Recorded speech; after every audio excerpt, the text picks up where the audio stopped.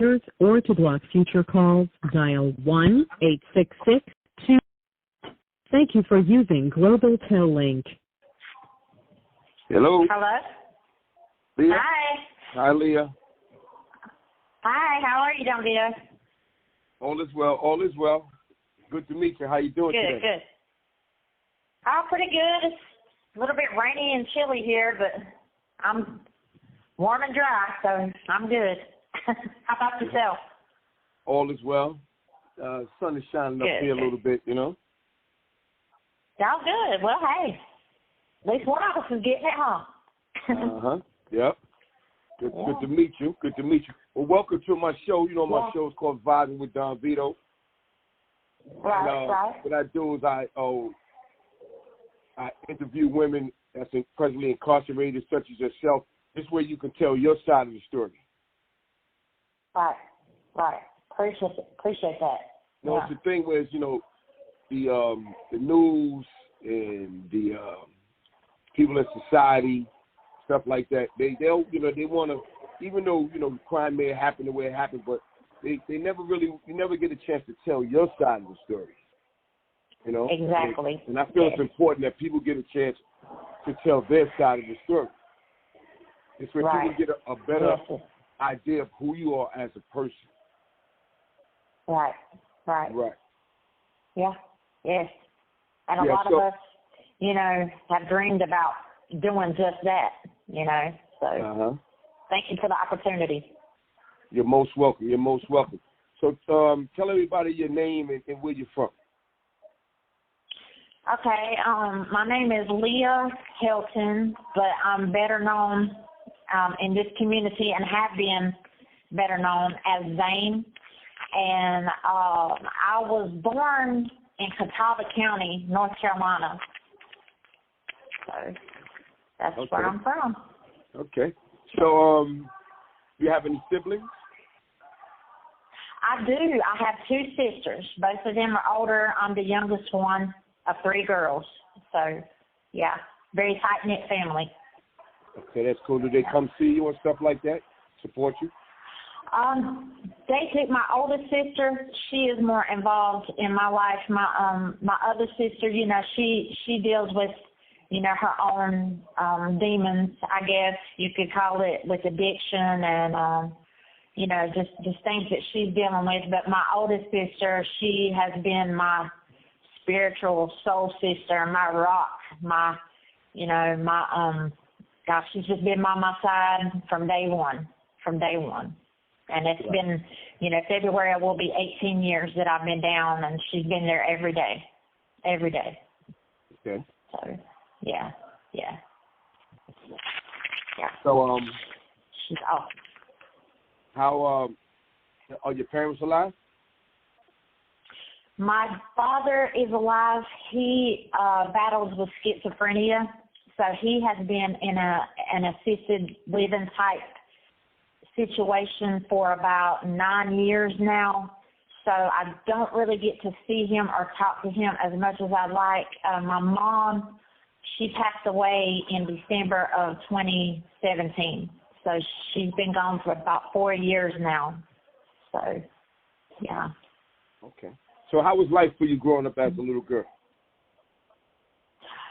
Well, it was pretty difficult. My situation's a little bit different. When I was 18 months old, my hair fell out. I was, you know, back then, in, you know, that would have been around 1976, medical, you know, technology wasn't what it is today. So when my hair fell out, you know, my family, my mom, my dad, they kind of panicked and were rushing me around here and there trying to see, you know, what was wrong with me, if I had some kind of terminal sickness, you know, everything, all hair fell out my head, you know, my eyebrows, my eyelashes, 18 months old. So eventually I was diagnosed with alopecia totalis, where, you know, that just basically means no hair anywhere. Right. So growing up, it was kind of difficult growing up, being a female with no hair. You know, I kind of at a young age, my family bought me a wig, and, I was introduced into, society with other children, covering up my head, pretty much thinking that I had to cover up, my family, they did what they thought was best for me, but I wasn't ever really taught to, just be accepting of who I am. So I kind of started hiding, at a young age, kind of learned how to become a chameleon, so to speak. So what age was that? It was 18 months old when my hair fell out, but they introduced me to wigs when I was 4 years old. Wow. So, yeah, I've never known what it felt like to have hair, and I still to this day don't have hair. But a lot of my life growing up was pretty much, I was enslaved to that wig. Is it on straight? Can anybody tell? Just pretty much doing anything to try to fit in, which, led to a lot of my problems in life, trying to fit in where I thought I didn't fit in, I can imagine because of I can imagine the kids you went to school with and stuff like that. They were kind of mean, right? Oh yeah, man, kids are terrible. Kids can be really, really cruel, Of course, looking back, I don't hold anything against anybody or anything like that. Looking back, it made me very strong. It made me into the person that embraces who I am. But of course, at the time, it was very hard. People trying to pull my wig off where, I learned to fight at a young age, battling people trying to do that when they found out, and name calling, just. Yeah. So as you got older, pretty tough.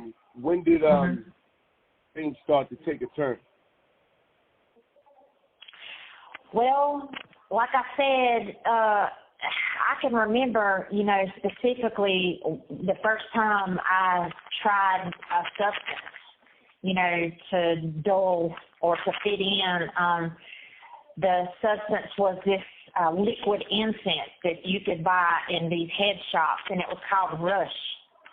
And I was at a skating rink with one of my girls, and she's like, huff this and, try it. And I was like, well, what does it feel like? She's like, well, you're always the brave one. You're always the one that, tries everything first. So, you try it. And I can remember it clicking in my being right there. Oh, that's how people look at me. Well, then that's how I need to portray myself. That's a great thing. People look at me as a leader, the one that'll try anything. So, of course, I huffed it, got the head brush, and, pretty much on from there, and that was, I think, probably I was 11 years old, something like that. So, yeah, it went from, liquid incense to smoking marijuana, drinking a beer here or there, on up until, where I pretty much, it wasn't about the drug, it was about the high I got from trying things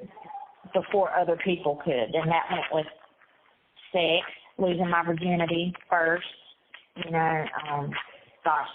stunts on horses or motorcycles, cars, stealing cars, taking them out for joyrides, trying to get back before anybody knew their car was gone, and calling the police, just reckless behavior. Right. Okay. So, did you get in any trouble while under the influence? Oh yeah, I've had many times where, and I don't know whether to say luckily, because now that I look back, the times that I thought I was lucky and got by with it, cops let me go when they knew I was drinking or driving, or nodding off, from too many pills, and scraping the side of somebody's car, and the cops get involved and they know that I'm, high, but they'll let me go. There have been, oh my gosh, too many times for me to pretty much pinpoint one time or even a few times, just many times where, you know, I could have been killed someone else. It's just amazing to me right now that I'm here talking to you on the phone. I should be dead 1,000 times over. So, but yeah, there have been a few scrapes with the law, but not really many where I was held to account for, you know, the things that I did. Pretty much just a slap on the wrist, you know, let her go. Okay. What are the series of events that led up to while you're incarcerated? Your side of the story. Okay, all right. Well, when I was about 23, I became addicted to pain pills. And this is back when, you know, before the opioid crisis epidemic, what they're calling it now. This is pretty much where, you know, nobody really knew the effects. And my mom was prescribed OxyContin for an injury to her back. And my family, you have to understand the dynamic. Every time there's been something wrong, if your nerves are bad or if you're aching or, you know, it was never a talking things out. I had a great family. I'm not saying that, but it was never a talking things out. It was more of a take a pill type of situation. Take this for that. Take that for this, you know. And so she's just like, oh, okay, you know, I have these pills, you know, they're kind of strong. So I took one time because I was aching. I don't remember the injury that I had, but she gave me a pill. I found that I felt normal. So there began, you know, kind of my addiction with pills, but it began so subtly. It just crept up on me until, you know, I couldn't even get out of bed without having to take pills to just, you know, feel like getting out of bed, feel like facing the day. And by this time, I had 2 young children. One was born in 95, one was born in 98. Excuse me. Yes, 96 and 98. I'm sorry. And I had 2 young children then, and you know, I'm functioning, but I'm only functioning when I have, you know, pills, and it's becoming a problem, and my tolerance starts to, you know, reach higher and higher where I'm having to take more and more, and I start to have, you know, drug-induced seizures. You know, I start to nod while I'm driving. I start to, you know, it's really becoming a problem. So I was married. And, you know, we both did drugs at the time. You know, he was more functioning than me. He drank alcohol, you know, where I, you know, chose the pills, stuff like that. But we both did drugs, you know, recreationally. But social service had stepped in, and pretty much I took the rap for the drug addiction. Didn't say anything about his, you know, turn or take in any of it. And pretty much social services, without, you know, guiding me anywhere for help or anything, told my husband that if he didn't take my children away from me, that the children will be taken from both of us. So I had been a dancer on and off, a stripper on and off since I was 19. So, you know, I kind of went back. You have 60 seconds remaining. You need me to call you back? Yeah, so don't forget where you left off with the story. Call me back and we'll continue. Okay, I'll call right back. Okay, all right. This call will be monitored and recorded. For customer assistance, collection, or complaint procedures, or to block future calls, dial. Thank you for using Global Tel Link. Hey. Hello. Hey. We back. Okay, so, I said we back, so you can continue. Okay.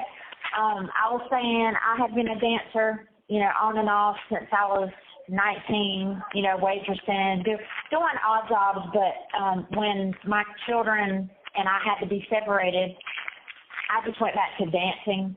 I can't really even tell you why. That other than, my life choices had been self-destructive pretty much so far. I was a great mother. I was a good mother. But when it comes to my personal health, my personal choices, I've been self-destructive my entire life. So, I chose to go back into that lifestyle, to make money, quick money, and to be around an environment where I knew, if I needed anything, I wouldn't be going without. I wouldn't be having withdrawals, being sick, anything like that, because, those kind of places, it's easy to find what you need. So I started dancing again. My husband and I would sneak, to see each other. I would try to sneak to see my own children, so social services wouldn't find out. It just became a situation where I just felt very hopeless. I had met a man, a male who was much younger than me at that time, and this is on, a few years on have passed, and I met a man that was much younger than me that had came as a patron to the strip club, and we started having an affair. Well, I was still seeing my husband at the time, and so I became pregnant.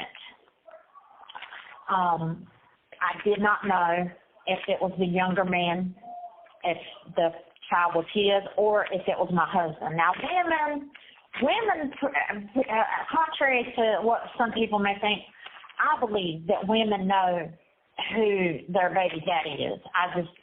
The instinct. I have always said that this child belongs to my husband, but that's for a few minutes down the road. So I got pregnant.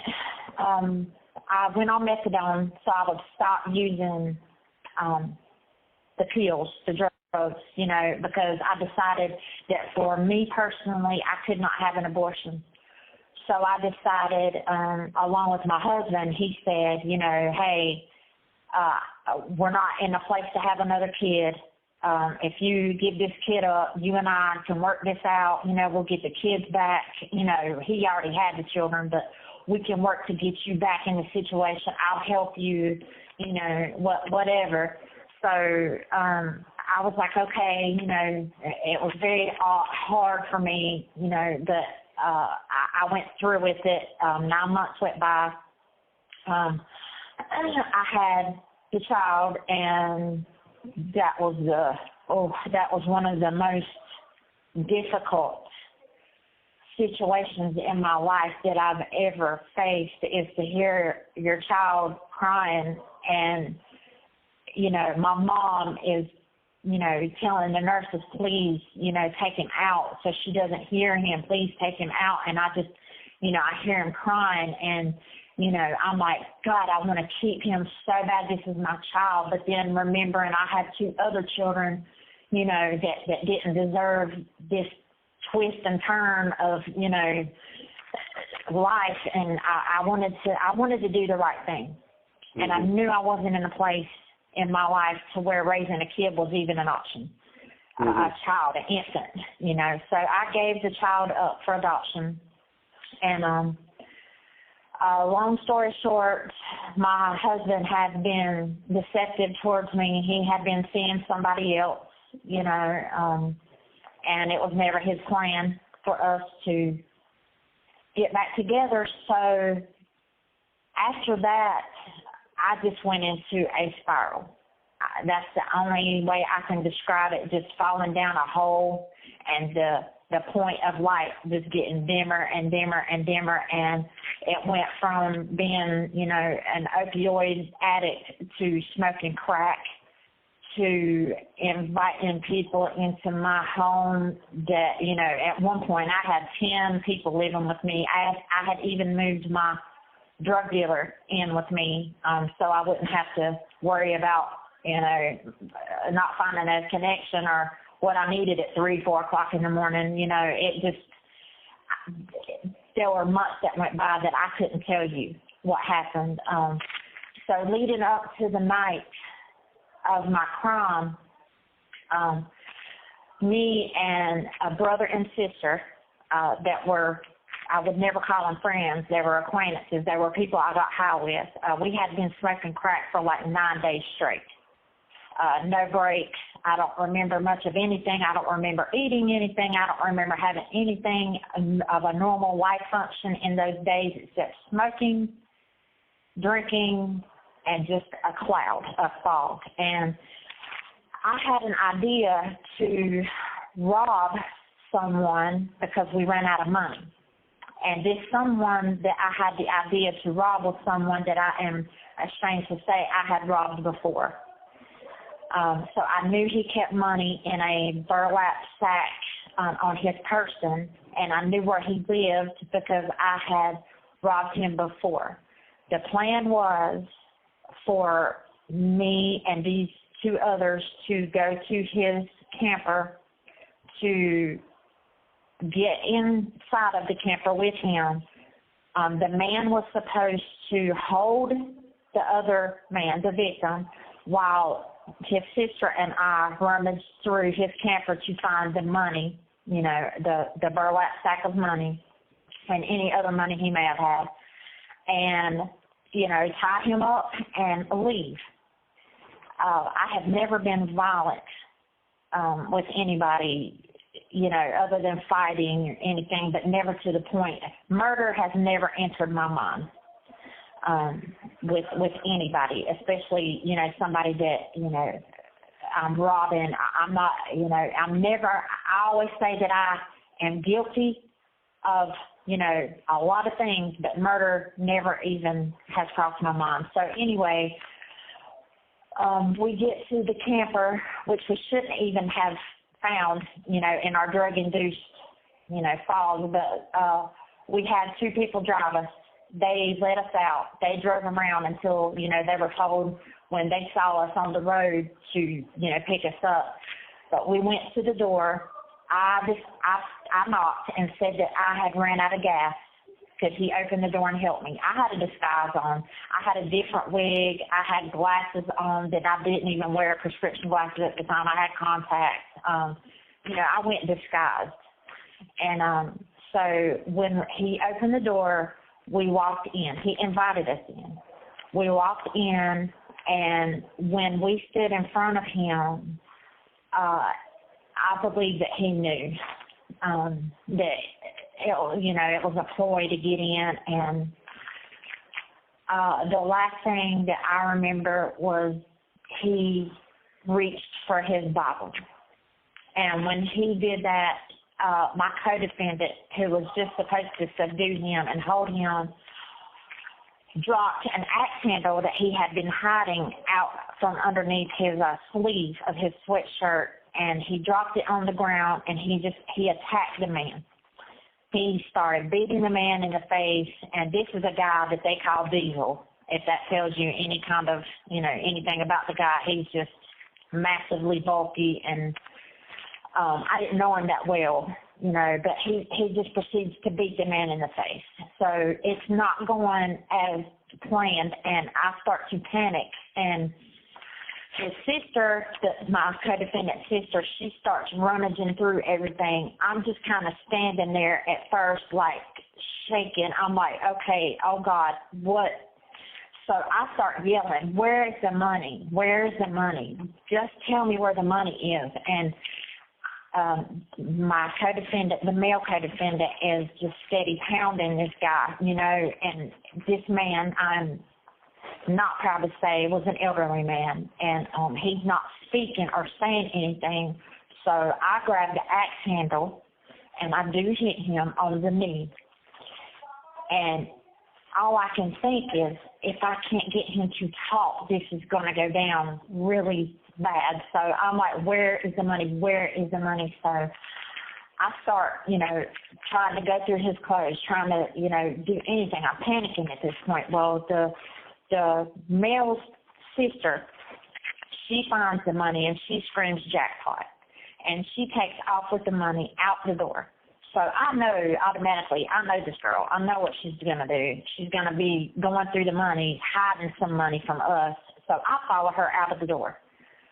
So when I get out the door and find her, she's doing exactly what I thought she was doing. And I'm like, no, let me have that money. We're going to keep that money and we're going to split it 3 ways.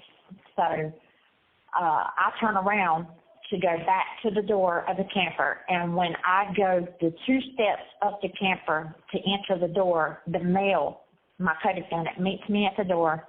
He puts his hand on my chest and pushes me back. And he says, I got this. So he closes the door, pulls the door shut. So I'm thinking, okay, he's in there tying the guy up. He's, doing whatever he needs to do. So a few minutes later, he comes out of the door. He catches up with us. We catch a ride, and we leave. But when he gets in the car with me, the thing that he says to me is, I took care of it. So I'm thinking, okay, well, after that, there's really not a whole lot to tell. Days have passed. The money's gone. We spent the money getting high. I finally drank a whole bottle of NyQuil and took some Xanax, to try to come down. And when I wake up, my phone is just blowing up with a man that was pretty much my sugar daddy at the time, but was also the grandfather of my female co-defendant and the step-grandfather of my male co-defendant. But he's calling me, telling me that I need to get to his apartment as soon as I can because he needs to know what's going on, because apparently the front page is talking about, this man being murdered. So I just feel like I'm in a fog. I'm like, when he shows me the newspaper, it's not clicking because I'm like, dead. I'm not believing that this is happening. So that evening, I get a call from my female co-defendant who, unbeknownst to me, is at the sheriff's department asking me all kinds of questions, like I'm still high. She's asking me all these questions, and I'm like, what are you talking about? The transcript, pretty much says unintelligible. I'm giving answers that I don't even know what they mean. One answer when she asked me a question, like, is 227. What she's trying to do is set me up over the phone to say that I killed the man because her and her brother come up with a plan to blame it all on me. And this has pretty much, been the story. I'm glad to say that they've done case studies in law schools. I've just found this out not very long ago where, they've pretty much said that it's a he and she says against she says. And there was no DNA evidence, linking me. They said that the cause of death was the man's chest was caved in. Well, I had on tennis shoes, and my female co-defendant had on boots. You have 60 seconds remaining. All right, we had got to do on another call. boots, and okay, all right, I'll call right back. Bye. All right, remember where you left off. National Center. This call will be monitored and recorded for customer assistance. Thank you for using Global Tel Link. Okay, here we go. We're back. Okay, so there hasn't been any DNA. Like I said, my 2 co-defendants were wearing combat style boots. The female co-defendant had on a pair of boots that belonged to me, but I was wearing my Skechers slide-on tennis shoes. And so the cause of death for the gentleman was repeated stomps to the chest, where his chest had caved in. At the time, my co-defendant, the male, weighed, well over 200 pounds. Like I said, his nickname is Diesel. if that tells you anything. When I was arrested, I weighed 135 pounds. Just saying, if assault to the chest, where the man's chest caved in, but anyway, even if that's not proof enough, the shoe wear for boots, I had tennis shoes. My female co-defendant, she was in my sight at all times, so I know she didn't do it. I told the truth, even the ugly truth of my part in it. My plan. I assaulted the man. It doesn't matter my excuse for assaulting the man. If I was panicking, trying to get him to talk or not, I still assaulted the man. I am so terribly guilty of assault with a weapon. I'm terribly guilty 100% of burglary and robbery. But it's like they just didn't care that, I'm not guilty of murder at all. Yet, they. So did all three of you guys? Not. Quick question: Did Go ahead. all three of you guys get what was your sentence? All three of you. Well, okay, that's where the tricky part comes in. So the girl that set me up, set me up over the phone. She took a plea deal for 11 and a half, I believe, to 13 and a half years. So she got out, a few years ago, quite a few years ago. The male went to trial where the investigating staff come and talk to me and ask me to testify against him. I am not a snitch. I have never been a snitch, even if I'm, can't stand you. But the Holy Spirit, which I'm a firm believer in Jesus Christ, led me to tell the truth, tell the exact whole 100% truth so that I can live with myself. Mm-hmm. So I agreed to testify and tell the entire truth at his trial, where he was sentenced to life without parole plus an additional 8 years. Okay, he won a new trial on a technicality because the prosecution did not give the defense the last word. So he won a new trial on a technicality, and rather than spend more money to find out the truth, they knocked his sentence down to 28 years. And this dude is a cold-blooded killer. And like I said, we've been down February, it'll be 18 years. So he's going to be back out there with y'all in 10 years, and that's just keeping it hot. That's keeping it real. But it just seems, society, maybe not society doesn't know, but the justice system, pretty much, the truth of it is they are about politics, they're about results, and all of this happened in an election year. My defense attorney is now a judge. Mm. They kept telling me, my defense attorney kept telling me, they're going to give you the death penalty. You, because you have a higher IQ than the other ones. You, because you've admitted, to us that you planned, this burglary, you're going to get the death penalty. So, I haven't been in that much trouble before. Nothing have I ever faced with, the judicial system I've never been in this situation. So, yeah, I was scared. Yeah, I took a plea. I took a plea for life without parole. I plead guilty. Would I have done that now, knowing what I know? Of course not. But, when you're scared and you're facing the death penalty, nobody can say, oh, I've never would I have done that. Yeah, well, you don't know until you're facing it. So I took the guilty plea. I took the guilty plea of life without. And afterwards, is when my other co-defendant went to court and, all of this happened. But the funny thing is that the sheriff at the time when I went to testify for the truth during my co-defendant's trial, he told me out in the hallway, he said, we know you didn't do it, right?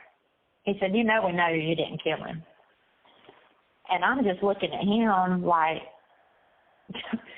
why didn't you listen to me when I was telling you, you know, all this? And if you know the truth, how can you sleep at night if you know that people are in prison that have committed murder? You know, their charge and their conviction are murder, but how can you sleep knowing that they didn't do it? You know, where's justice in the justice system? Why is it named that? You know, just years and years of, you know, trying to make sense of this system, you know. So I've also learned, though, that the Department of Corrections are not corrective at all. If you want to change in prison, you're not going to get help from the prison. You're going to get help from your higher power. You're going to get help from yourself wanting to change.